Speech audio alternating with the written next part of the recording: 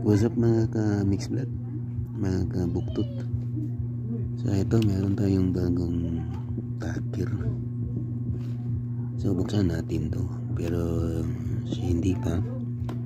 Ito, bumili ako ng 1 box na ang laman ay ito. Ito yung pinakabala niya.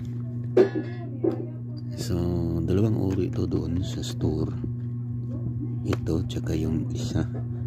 Yung isa ay may nakaset ng ito 1 box din, parang kalahati lang yung size nilagay dito sa gitna, pero yung disenyo niya is hindi katulad nito. Kung pa aesthetic o aesthetic ano ba yan, mas maganda yun kesa dito. Meron siya ditong adjuster sa ibabaw. Anyway, buksan natin to. Tapos ng pagka-unbox.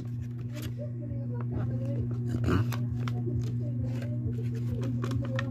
Lagay natin yung bala. Hindi ko na-try kasi ito dun. So ganito pala yun. Eto. Yun. Tapos lagay natin, saan ba to? Okay, parang dito. Okay, ganito pala yun. Okay, medyo mahirap. So paano ba to? Parang ganito. Parang nga.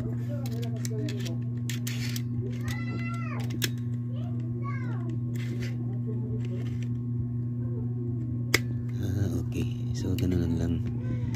So ganun lang mga ka-mix vlog, mga kabuktot. Ganun lang pala yung pag-repair ng bala nito. So binili ko to kasi may ipapalabas ako sa vlog rin. Antayin nyo yung paggawa ko ng seat cover ng Harley Davidson customized bike ko.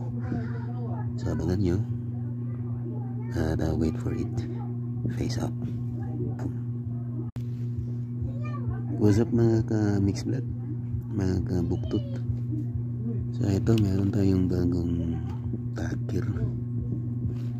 So buksan natin to, pero hindi pa. Ito, bumili ako ng 1 box na ang laman ay ito.